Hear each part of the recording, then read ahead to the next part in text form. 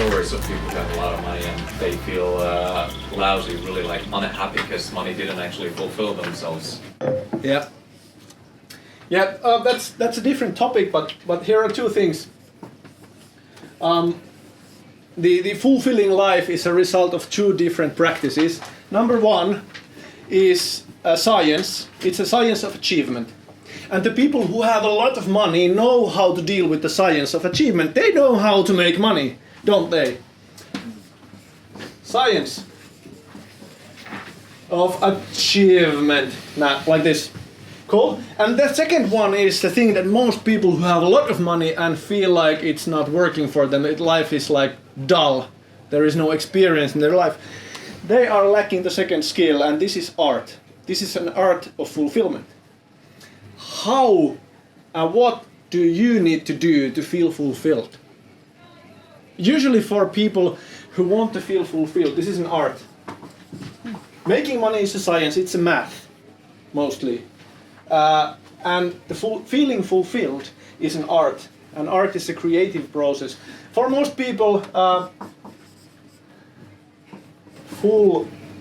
I lose my skill of writing when I talk. Fulfillment, yeah, like this. So you know what I mean. So for most people, the fulfillment is an outcome of a combination of two different things.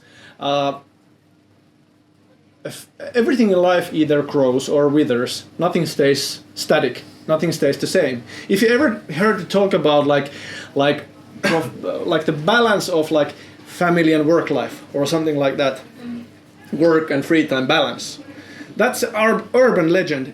It's not real. That's a stupid discussion, because if you ever find yourself in a situation where you have a balance, then you shout out that nobody move. This is the balance point. And then you can stay in the balance, but then eventually somebody moves and you're not in the balance anymore. So there is no such thing as balance between your work and your free time. It's an urban legend. So everything either goes up and grows or withers, just like with the chilies.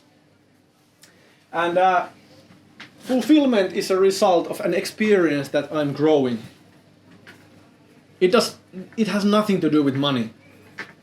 I feel like I'm growing. I feel like my understanding of the world or my relationships are growing. I feel like I'm actually getting more pull-ups today. You know, simple things.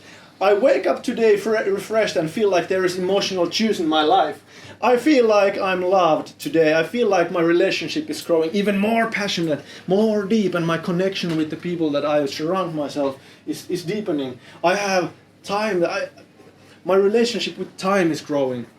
A sense of growing is another one. And then comes the second one. This is the reason why many so like incredibly rich people end up being like huge philanthropists. They give money away like hell of a lot.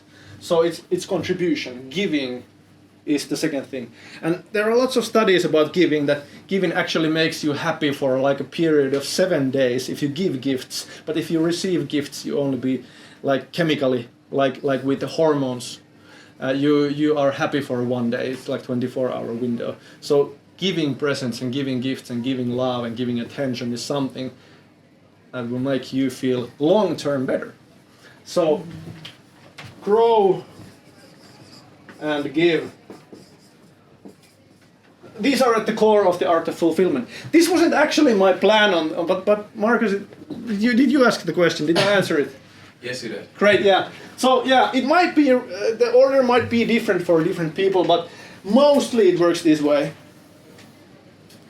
Money doesn't make you happy. These things make you happy, and when you are happy, is it more or less likely that money will come behind it?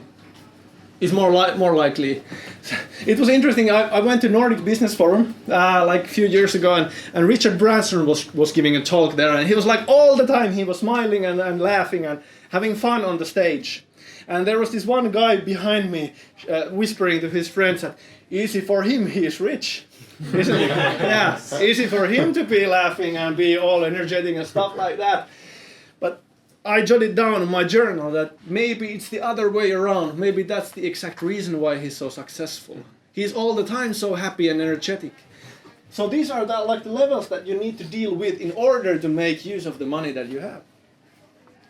and then afterwards it's more likely that you have more. So this is true wealth here. Nobody does any good with the millions if they lose their health.